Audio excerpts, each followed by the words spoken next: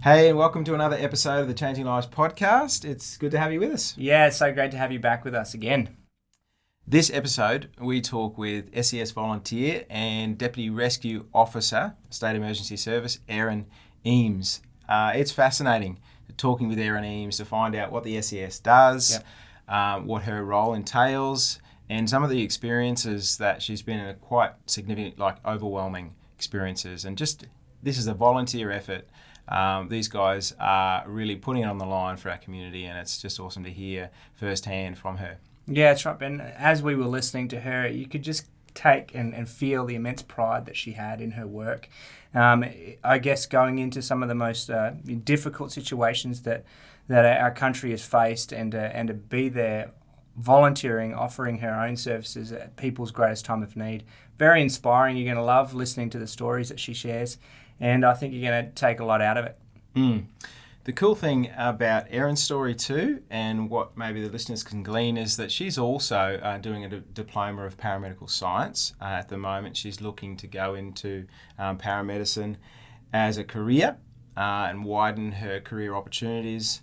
And she's finding that the experience with the SES, being a part of emergency rescue efforts, working in a team, putting herself out of her comfort zone as a matter of habit, is really preparing her in the workshops and things like that are a part of the diploma.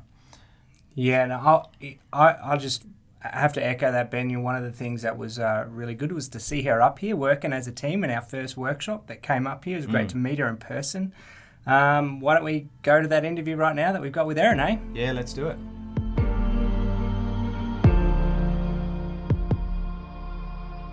When it was due with the fires, we went out to between Exeter and Bundanoon, which is where it skipped from the Currawong fires over to create the Moreton fires. We were standing in embers and ashes, and to tell you the truth, my eyes were like saucers. And we were ready to get out there as soon as we were told to get out. So that, because we're not trained in that situation, it was very overwhelming. We had zero visibility. So yeah, it was scary. But again, just doing what we could do to help out at that time. So yeah, it'd be absolute lying if you say, not terrified sometimes, but like the old analogy, the duck legs underwater, they're composed, head on the shoulders there, just trying to keep everyone else as calm as possible whilst attending the rescues. But all the other rescues. Great. Well, Erin, thank you so much. It's really good to have you on the Changing Lives podcast today. How are you feeling? Yeah, good, mate. Thanks for having us. Awesome. Mate, you're looking a bit chilly. Yeah, it's a bit cool. Yep. It's a bit chilly down here. Tell us and the listeners where you are. I'm in the Wingecarribee area in Mossvale, which is located in between Sydney and Canberra. Call it the Southern Highlands. The Southern Highlands. Yeah. The Southern Highlands. I heard you got some famous people live down that way. Is that right? Yeah, we got a lot of the rich and famous that like to move from Sydney or fly in on their little private helicopters and land out and about. And Sure. And Sir Don. Yep, legend. Bradman. He is he comes from your town, right? He does. Yep. The local oval, Bradman Oval's down in Bowral there. Great little spot. Bit of a privilege if you get a chance to have a game of cricket down there. I don't think I'll be playing cricket right now down there, but yeah, I certainly don't mind getting the willow out and having a smash. So yeah. Oh, we're lucky enough actually. We have emergency services or 000 challenges every couple of years. So SES, fireys, police, ambulance all get together and a bit of a break up for the year and get a bit of community spirit happening and have a bit of a slap on Bradman Oval. How Definite cool is privilege. that? Awesome. Well, let us know when that is next time, and we might have to make a special trip down. That'd be pretty cool. Yeah. Pack our thermals. Yep. We don't own thermals. We live in Queensland, so. Look, the only time I remember I think being a kid going down I think grade 6 class went down to Canberra, went down that way for got to see the Parliament House, and I tell you, man, I was the first time I felt such cold as a young kid was down that way. And it's so different in summertime as well. It gets to 40 plus degrees and you're melting. So it's nothing like a bit of diversity. Yeah. Wow, how good's that? The extremes. Well, thanks for dressing up for us today. You've got your SES uniform on, and we want to get right into your involvement with the State Emergency Service and talk about some of the challenges and rewards of that and your own personal journey into that, and also your role as the Deputy Rescue Officer for your unit. But you've just been on the clinical workshop too. You're studying the Diploma of Paramedical Science with Australian Paramedical College, and tell me, what was that like? The workshop too? Yes. It was really good, really engaging. It was great to be the first group back after the COVID period. We're all trainers and students were all antsy to get back into the classroom. It was a great week, full on week, but very rewarding as well. Awesome. Full on in what way? Full on big days. So we were putting together all the stuff we had learnt in workshop 1, plus all of our studies up to all of the coursework, and learning all of our advanced skills. So all the technical advanced skills, cannulation, manual defibrillation, decompression, chest decompression, running drugs, everything. So it was great to have a new skill set put on top of the old skill set, and then just challenged throughout the whole week. Wow. And also, I mean, when we were talking about it, you mentioned about, and maybe this is something you didn't expect, that the teamwork and the team-orientated approach was something that kind of took you by surprise a bit. Was that... Not so much sort of by surprise, but it was definitely something that without that teamwork approach and trusting your fellow students, you wouldn't be able to get through it. So it was great having a really small group of people. Half of the class, we actually knew each other from workshop 1, so I think that definitely helped. Yeah. But yeah, it was a really great dynamics. Pushing each other, encouraging each other, lifting each other up when someone was a little bit emotional, which at the end of the day, during that whole week, someone was down at some stage, and just popping people up, and it's such a good feeling. Yeah. Well, it sounds like it's kind of not every man for himself. It's although you're assessed definitely not. Obviously on your own merits, but it sounds like you pull each other through, which is... Well, that's it. So knowledge is power. You got to share your gains and really use everyone else's experience or knowledge to get through. So using the strengths and weaknesses of your fellow students, and using them accordingly, but also highlighting the weaknesses and not letting your fellow student fall down on their face, if that makes any sense. So really encouraging, I found it was.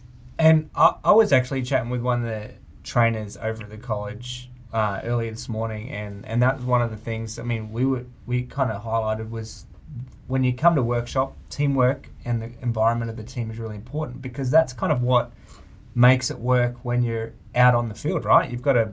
Rarely are you by yourself, and you go into a situation, you've got to rely on each other, and you have to kind of have each other's back and like you said, kind of work as a team. So absolutely, it's kind of not find that it's good you get that experience at the workshop too. That's awesome. Yeah, definitely.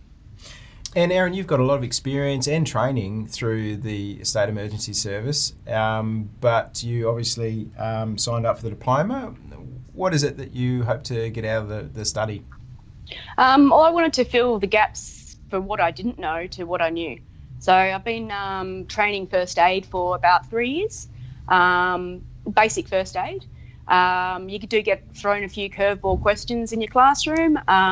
Be honest and not, do a bit of a Google search during the lunchtime there. If you don't know something, try and fill the answers. Mm-hmm. But to me, to personally fill those gaps, to gain that knowledge, and to even to some extent iron out some of those myths that I might have been misinterpreting or presenting to my class in a wrongful manner. So confidence for myself, a formal qualification at the end of the day, but definitely filling in the gaps for the knowledge. And was there a career or job aspiration that you have that the diploma is going to help you with? I'd love to still continue the teaching side of things. If I could step it up to into the diploma level, that would be great. To get more work in the private sector. At the moment, I've got about 3 or 4 sort of casual jobs, so I'm shuffling my day-to-day basis. Wow. Don't really know if I'm Mary Jane or Sue half the time, what uniform to put on. Oh my! But I mean, it's good. It's good to have a bit of diversity, and it all complements each other as well. So training first aid, having the currency with rescue and SES, working as a medic on the weekend, it all complements each other there. So moving away from previous training in first aid particularly, it used to have a lot of textbook teachers with zero experience in the field. I think that's really important to have currency in what you want to teach and that passion as well. So. Yeah, that's awesome. As you said, you don't need any further skills to be a first aid trainer, but it's awesome that you want to enrich your learning so you can enrich the people you're teaching. It's great. And also out in the field, just having that little bit of extra knowledge, those further advanced skills that you would gain in any general first aid or even advanced remote courses, to really step it up, and particularly with SES to assist in those emergency situations with paramedics, IPC paramedics and helicopter paramedics and doctors. Well, let's talk a bit about that. Like, let's just assume I know nothing, which is probably not far from the truth. Let's assume. Let's just assume I know nothing. What is the SES? Okay, so SES is a voluntary service, state emergency service. Primary role is storm and tsunami recovery. So storm damage, roof leaks, all that sort of stuff. But down here and in a lot of rural areas, we are primary rescue. So instead of traditionally in the cities, you've got police rescue or fire and rescue doing the rescue procedures. Our town in the Wingecarribee here, all rescues are run by our state emergency service. Well, so you got a bit more we have scope that extra down skill there. set. Yeah, that extra scope. Yeah, and how do you find that? You like that? Obviously, love it. Yeah. It's a great to do all of our training and development, focusing on all different aspects of rescue, and implementing it in, unfortunately, one of the busiest rescue units in New South Wales. So we do unfortunately have a lot of jobs. So we do remain quite current and experienced. Oh, wow. And so you're a Deputy Rescue Officer. Can Correct. you tell us a bit about your role in the SES? Okay, so our management team, controllers, commanders, rescue officers, training development officers and all the like, each have their separate roles. Mm-hmm. We all work very solidly together. Myself and our rescue officer, his main role is to maintain the currency of our fellow colleagues and team members, scoping out who may be appropriate to come and join us on rescue, encourage, talk, mentor, a lot of mentoring new candidates and new members to come on board on rescue, and just generally keepsaking the currency and engagement of our members. Sometimes, like over the COVID crisis, we haven't been actively training, but we have been attending to jobs. So we are now just starting to we've incorporated a lot of Skype training and things like that, which is quite difficult, running scenarios online and meetings and all that sort of stuff. But we had our first face-to-face on Tuesday.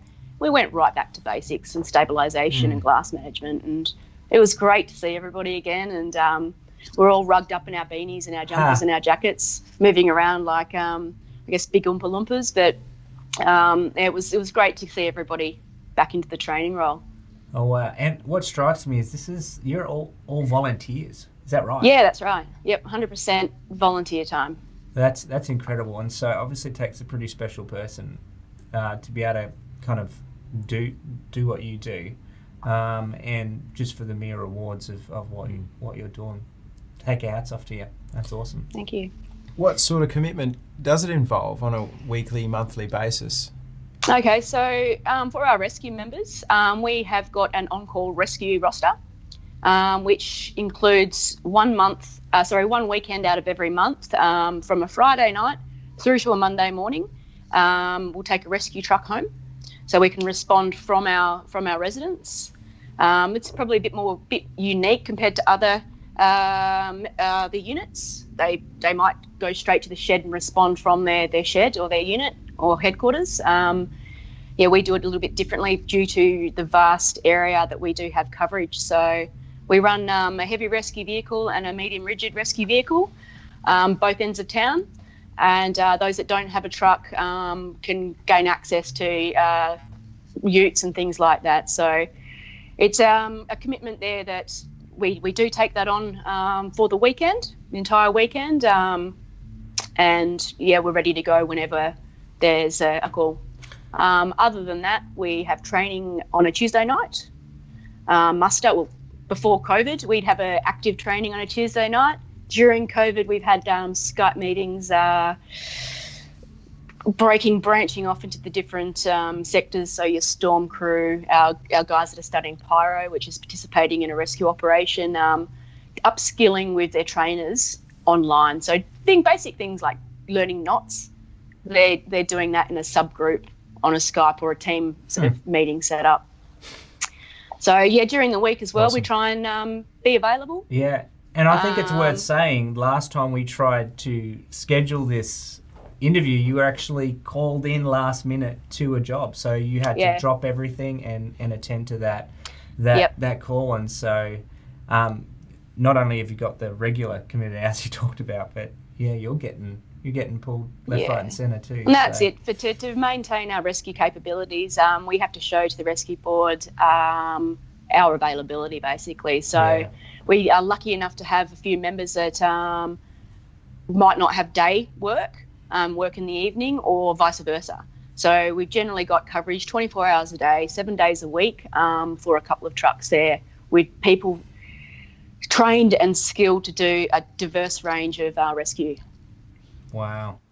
So, Erin, lot of passion, a lot of commitment. Where did it all begin for you? Like, what inspired you to get on this journey of SES? Oh, okay. Well, as a young'un, as a teenager, I was always quite outdoorsy and active. Had an opportunity when I was a 15 or 16-year-old in Western Australia growing up to go out in a cadet program. Where myself and one of my best mates went out and played with the SES, and we were the casualties. So they, put all the moulage on us, threw us down a well or whatever it was, and we were, actively involved as kids on this weekend of training, and that was really quite interesting. Don't you love how they used to do stuff? Just throw kids down a well. Yeah, just chuck us down. That'll be there, right. No problem at all. Yeah, gave us a radio and just kick the snakes off your legs, no dramas. I sort of got my first little taste of it, and went on to uni, and really didn't think too much of it. Had a bit of an avid diver, scuba diver.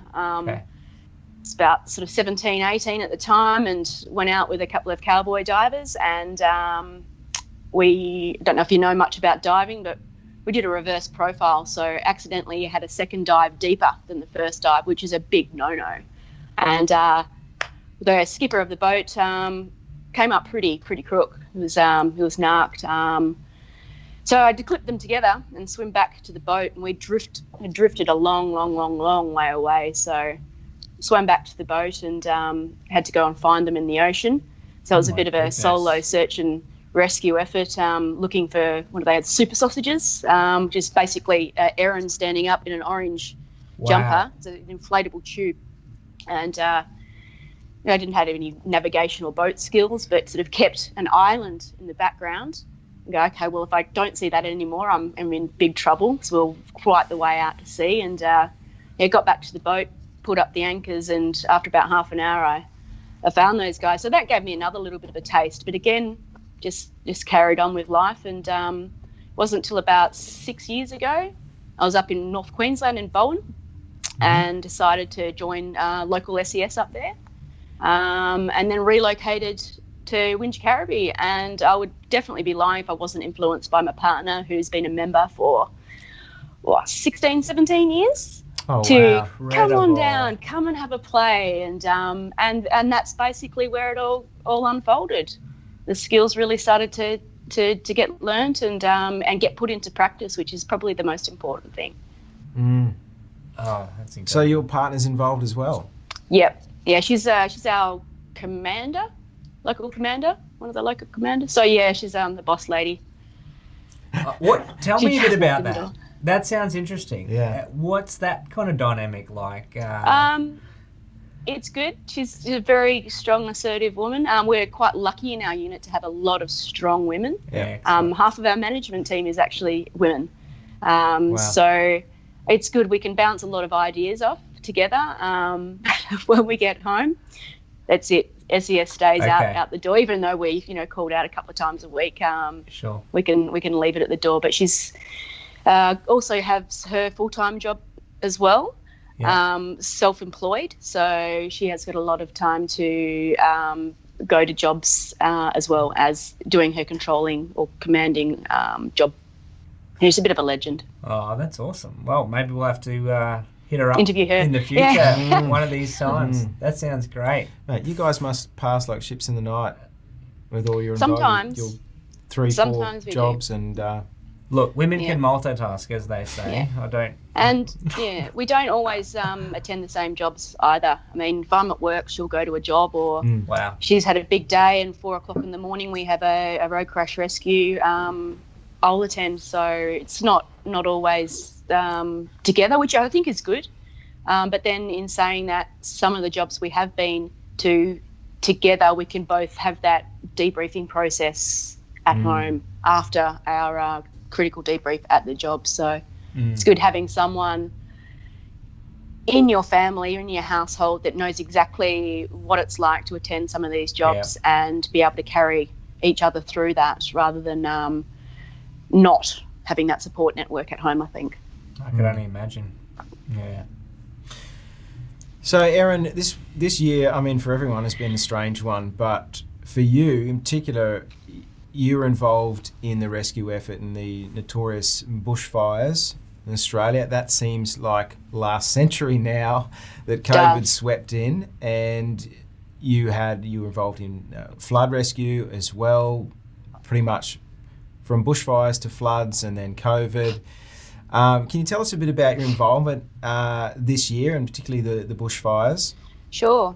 Yep. So we were assisting fire and rescue and the rural fireys, definitely not in the front line fighting the fires. That's not our primary role, but giving them support, running out food and water, blocking off roads, doing a lot of door knocking for evacuations. It was a pretty horrific time. I think half of the East Coast did suffer at that stage. It was like living in Armageddon for many, many months. And it was everybody was affected. And that's the thing with natural disasters. I grew up with a lot of cyclones in Western Australia, but when everyone's affected, including the volunteers, it just shows, I guess, that dedication and uniqueness of all volunteers and all spectrums just taking their shirts off their back to help each other out. So it's quite it was good to be able to help where you could, and assist the RFS and the fire and rescue. Were just absolutely getting inundated at the time. Is it scary? Is there an element of fear, apprehension for you? I know you've been doing it for a number of years now, but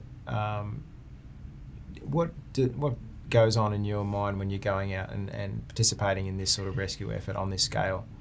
When it was due with the fires, we went out to between Exeter and Bundanoon, which is where it skipped from the Currawong fires over to create the Moreton fires. We were standing in embers and ashes, and to tell you the truth, my eyes were like saucers. And we were ready to get out there as soon as we were told to get out. So that, because we're not trained in that situation, it was very overwhelming. We had zero visibility. So yeah, it was scary. But again, just doing what we could do to help out at that time. So yeah, it'd be absolute lying if you say, not terrified sometimes. But like the old analogy, the duck legs underwater, they're composed, head on the shoulders there, just trying to keep everyone else as calm as possible whilst attending the rescues. But all the other rescues, you do when you start in your greenhorn, and same with in first aid, you're quite nervous. But as you develop and continue training, you can only take yourself back into the compound, into that training role and say, look, this is exactly what we've trained for. This is no different. Well, it's very different to the training itself, but we've trained for this. We can do this. We actually haven't put this person in the situation. They've put themselves into the situation. We're here purely to help. Wow. So you just alluded to, there's the young'uns in the group, the greenhorns, I think you called them. Is there a sense of camaraderie specific to the SES that you experience in your group? Absolutely. We're a very, very tight-knit group. We experience some traumatic things together. With one of our younger members at the moment, we had a very traumatic rescue about just before we came down to the second workshop. And I pulled him aside and had a bit of a chat. Said, look, this is what we're facing. We are facing a fatality here. It's not about us. It's about him right now and being professional going into this approach. So if you're not comfortable with it, that's fine. You can stand back. You can only be actively as involved as you need to be. We are volunteers. We're not forced into doing anything that we do not feel comfortable doing. So that was a really interesting chat that I did have with the young guy, and he was very thankful for that chat afterwards. But we do protect each other. Like I said, we're a very close-knit unit, and that was another thing that I mentioned to him. The reason why we are close is because we do go through this stuff together, and we have to use each other's as bouncing boards to debrief and keep a very solid eye on each other for any post-traumatic stress that may occur. And also implement the fact that it's okay to not be okay. Right. Yeah, totally. It strikes me as this sort of common camaraderie in a lot of the emergency services, whether it be the paramedics, fireys. There's this extra level of team, community, building lifelong family, building lifelong friends, because you are going into, going into battle. Yeah. You've got each other's backs, and that is a special thing about this industry. Yeah. And I would understand that being involved in the SES would really give you a great taste of, or more than a taste, of what that element is like if you are considering maybe going further into a profession in this industry. So yeah, and you have a bit of fun too, right? It's not all. Of course. Yeah, we get an animal rescue or a bird stuck up a tree rescue or a cat up a tree. It's we definitely, it's a positive outcome. We have a bit of fun with it. The other night did a gain entry. Someone locked themselves out of the house. We just popped open a window, and we do gotta have a bit of a light-hearted, sometimes a bit of dark humour, but a lot of times a bit of dark humour. But sure, you need to have a laugh when it's appropriate, for sure. And you even have is it radio call? You mentioned earlier radio call signs when we were chatting before. Yeah. What's that? Okay, so if I was to get called out right now, we'd jump on the radio and speak to the State Operations Centre. We call it the SOC, and we're just communicating the fact that I'd say I'm Wingecarribee 920, proceeding to the shed to pick up Wingecarribee 46. We'll call on then, and then from there my call sign would change to Wingecarribee 46, the vehicle I'm driving. Yeah. And it will be a change from proceeding to responding. So yeah, it's just a communication so that the State Rescue Board, along with the other emergency services, know that we are actually proceeding or responding to that situation. Now, I'd love to get into maybe some specific moments. And you mentioned before, of course, the overwhelming feeling in relation to the bushfires. Has there been, I'm sure things don't always go right. Has there been a moment that you can think of, it comes to mind, where things didn't go right? Maybe you were overwhelmed, maybe mistakes were made, and how did that play out? Absolutely. We're all human. We're programmed to make mistakes. Like I think I mentioned earlier, we have to have that mindset that we didn't cause the accident. We weren't the reason why this person has wrapped their vehicle around a pole or gone down an embankment or ended up in the predicament that they're in. So you have to disconnect somewhat to that aspect. Every rescue can be different. Some of them are incredibly technical. Some of them are incredibly simple. When you are faced across a fatality and someone is trapped by confinement or compression, or mostly compression, and you cannot get them out in time, and they pass away while you're actively trying to do that rescue, that sucks. It's definitely really hard. But again, pulling yourself back and going, look, we did what we could do. The AMBOs have done what they could do. The fireys, they're doing what they could do. You really have to have that sense of, I guess, maturity and the fact that you have to be proud of the fact you gave it a go. You gave it a red hot crack, and hope to think that families and friends and everyone associated to that person would appreciate that. And if I was in the same predicament and it was me, then I'd be hoping that everyone was giving a red hot crack 100% of their effort. So yeah, definitely it hurts, and it will never stop hurting. But at the same time, and I can't not reiterate, it wasn't our doing putting that person in that situation. So I guess similar to a medical situation, if you succumb to that, you're not the reason why that person's in a medical situation. You can only do what you can to help them better that situation. I mean, I could only imagine wishing you could just do more than you're able to actually do in a situation, and like you said, it's probably really important in those moments to have someone to kind of debrief with you and definitely get you through that. Yeah, that again brings us close together. Even with myself and my partner, we've experienced different rescues throughout our careers. And what I've seen, she hasn't seen. What she's seen, I haven't seen. And you wouldn't want to wish that upon anybody. But at the end of the day, we are there to help each other through it.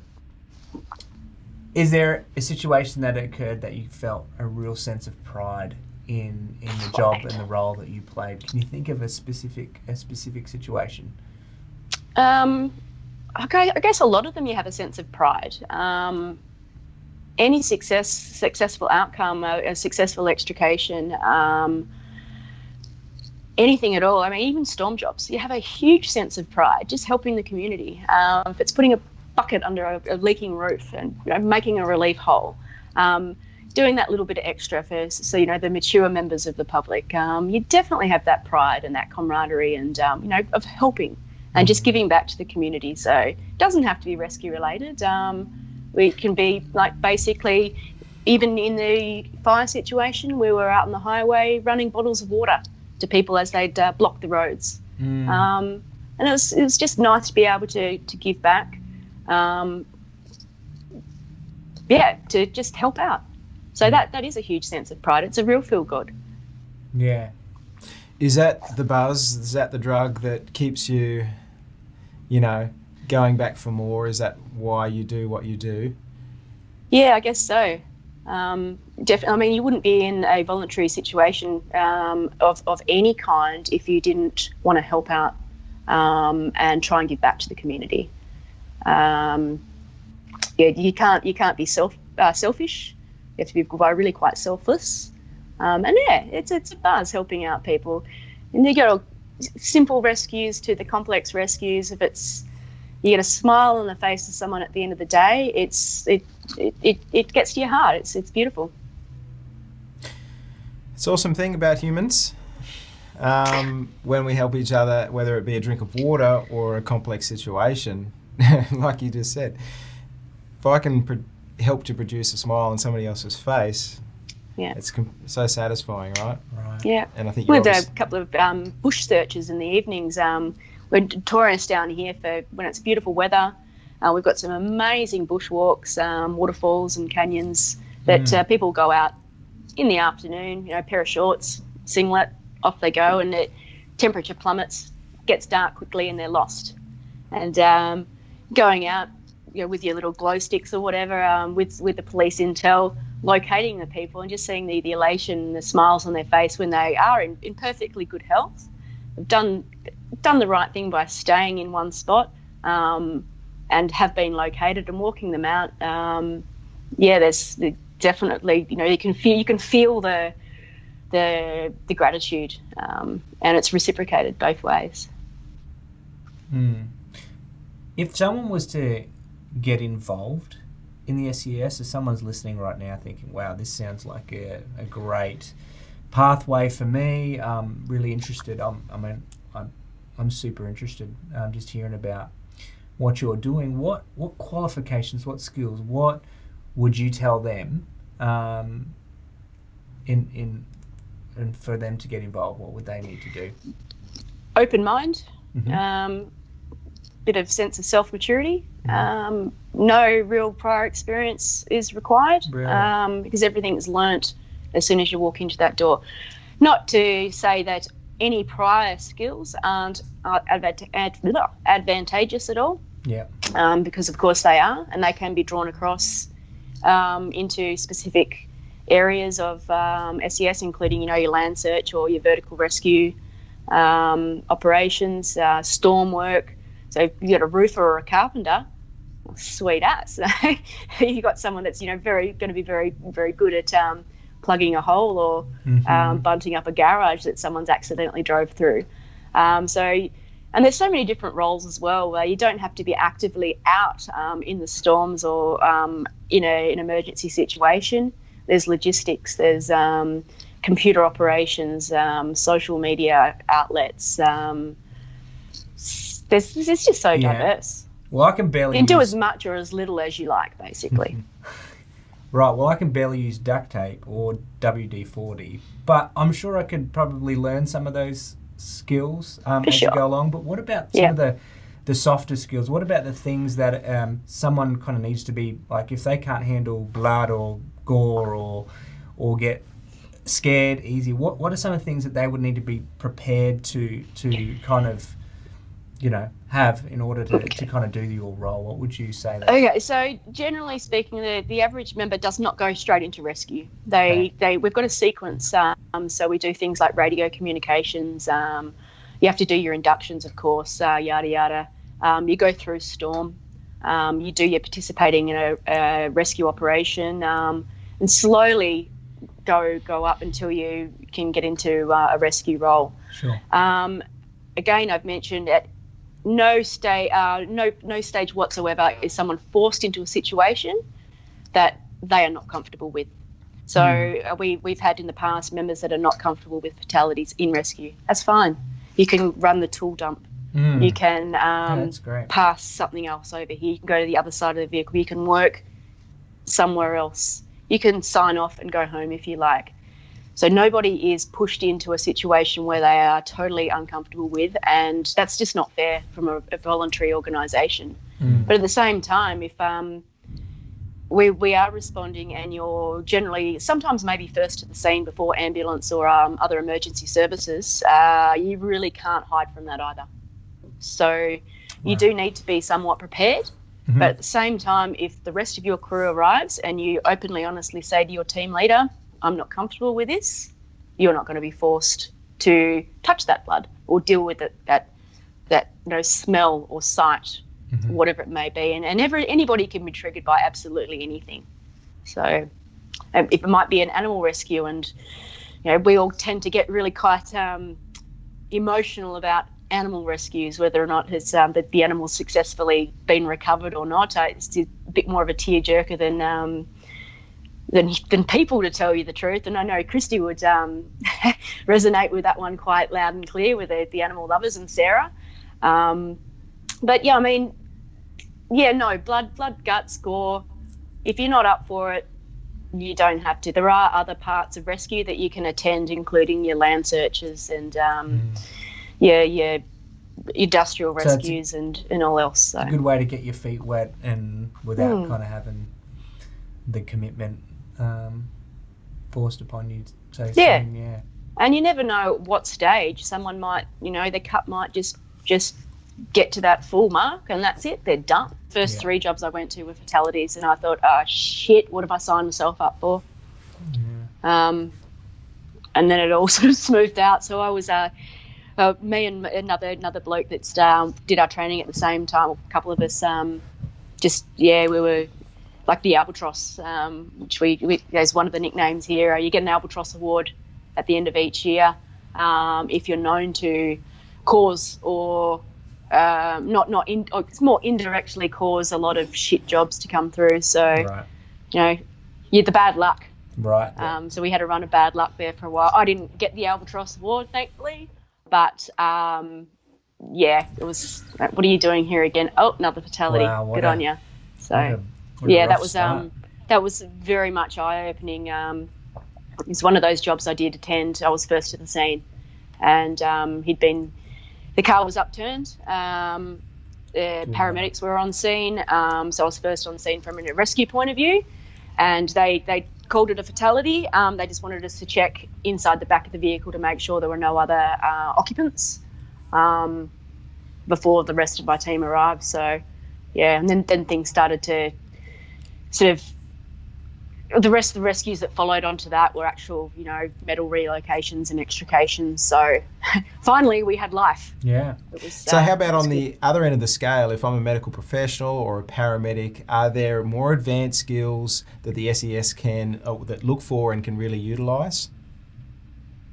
Yeah, absolutely. Like I mentioned there, the carpenter or the roofer on the storm jobs, it's definitely to have that advantage, especially with the internal training side of things, and perhaps highlighting or tweaking things that we might be doing we could be doing better, probably would be a better way of saying it. So definitely having someone with prior experience in any of those fields we can take on board, and it's going to be an attribute, absolutely. And do you have those people in your team at the moment? Yeah, we do. We've got a couple of paramedics, a couple are almost ready to retire. We've got a couple of medics in there. We've got a plethora of different, from carpenters to electricians, and everyone has their little speciality, which is fantastic. You can't know everything all the time, and yeah, it's definitely used. So I get lumped inside the vehicle a lot of the time if someone's trapped by compression or confinement to utilise my medic skills and assisting the ambulances on jobs. So that, and I'm quite small, and they always stick the smallest person in the smallest hole. So yeah, we definitely try and utilise strengths and weaknesses.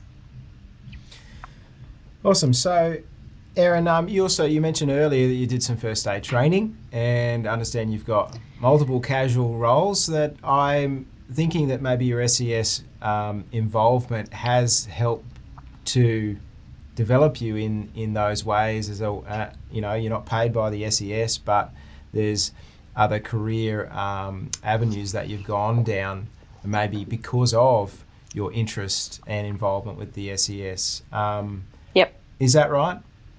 Absolutely. I think the biggest thing I've learned is how to get out of the comfort zone, or getting out of the comfort zone. I find I excel. So things like maybe thinking before I joined rescue, am I mentally ready to face some of these traumas that I might face? I didn't think I was, but they said, come and do the training anyway. We'll play it out. You're not forced to do anything you're uncomfortable with. But you learn to adapt, and you learn those skills along the way. So there's me 5 years ago thinking, I don't know if this is going to be my cup of tea, to now 5 years later, gone full blown into Diploma of Paramedical Science, leading senior operator, deputy rescue officer in SES. So, you need to be thrust into the situation before you can say yeah or no, it's not for me. And it gives you that experience. She mentioned comfort zone, and that's such a great skill. Maybe a bit of insight into Tim and my daily program. Our kind of putting ourselves out of our comfort zone is a daily ice bath in the. It's not a private ice bath, it's a public one, right? We don't just bathe together every morning. But in a 10-degree pool, right? A 10-degree pool, you get that aspect of, and this is kind of why we do it sort of mentally. It's a good it's good for recovery and stuff, for training as well. But it is practicing putting yourself out of a comfort zone and learning that, okay, something that seemed daunting for me to start with, if I put myself in those positions, you soon realise that, hey, I can do this, and I'm doing it, and it's serving you so well for even other areas in your life, stepping into other things. And that would strike me as a great, fantastic, invaluable benefit of being involved with the state. Definitely. When I first started teaching, I was petrified. I didn't think I didn't know. I'd never really done a lot of teaching before. I've always been a student, and I was packing my bags. I had to face. I think the first teaching job I did was one of the local high schools, and there was 120 teachers. We broke off into 4 different groups or 5 different groups, and did a round robin training, which was fantastic. But I think some wise person once told me about the butterflies and to fly in formation, and I've always held on to that as well. As long as you've got those butterflies and you teach them to fly in formation, you've got the passion there. When you lose those butterflies, maybe it's time to start moving on and doing something different. You need to have that sense of getting thrown out of your comfort zone, and also wanting to do a really good job and not fail your students. So yeah, that was the biggest thing. One of the biggest things for me was making sure I came across as a professional in a professional manner, and not just faking it till I could make it. But after the first couple of, and even we'd go and do a class, now you're going to get nervous. Going to get those butterflies. You break the ice, everyone breaks the ice, and it's smooth sailing from then on in. So I guess the involvement with SES and the medic work did come together with that confidence to be able to then go, hey, you know what, I can teach these skills, and I can use my previous experience to draw into the classroom situation. So yeah, gone away from that textbook teaching. This is what I'm teaching you, and this is why. Excellent. I love the way you're able to just kind of tie that all in, and you keep yourself pretty busy by the sounds of it. And you also have a personal initiative on the side that you're passionate about. I understand it's called Get Ready Girls. How did that come about? And tell me a bit more about that initiative. Right, yeah. So one of our neighbouring units, Kiama unit, great bunch of guys down there, also a rescue unit. The girls of their unit decided to run a Get Ready Girls campaign. Okay.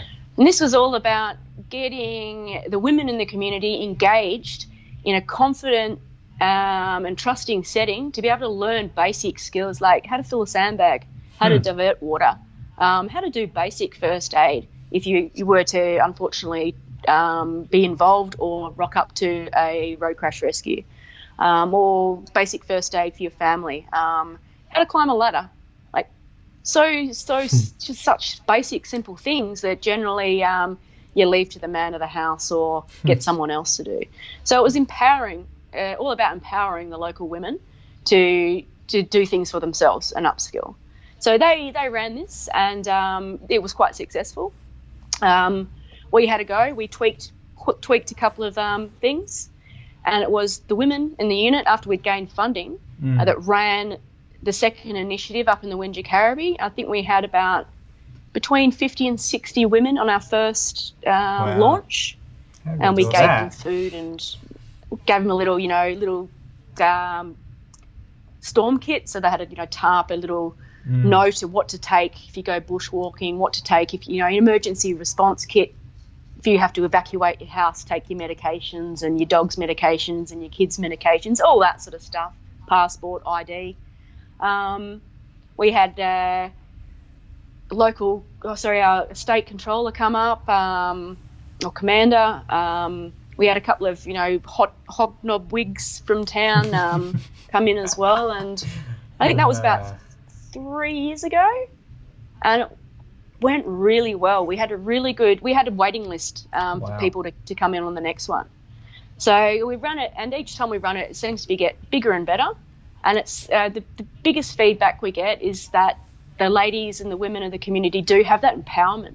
And given that they're taught by women in the unit, and in that, like I said, that comfortable and non-judgmental way, they just love it, thrive it, and then want to come back and bring their girlfriends or their daughters next time. So it's really, really handy. And then we've had members join from participating at the Get Ready Girls campaign. Yeah. Did you get any blokes trying to kind of sneak their way in? I know get on all the action. All the extra jobs my wife asked me to do, and I could probably do a bit of. Why can't we run a men's Get Ready men's campaign? They did try it. Unfortunately, too much pride. I'll let you say that. The men weren't really keen. I mean, if they want to do that, they can probably come and join SES if they wanted to. But the format didn't quite lay out for the men. Totally. Not to say in the future they can't do it, but for the women of our little big community, it was fantastic. We actually had a local representative come in, whose name has just disappeared off me, and she gave a motivational talk. Mel Pereira, the blind Olympic skier. Oh, wow. Yeah, she came down and gave a motivational speech, and we all had the tingles before we got engaged in our activities. It was fantastic. Wow. So she's a blind Olympic skier. She does the downhill speed skiing.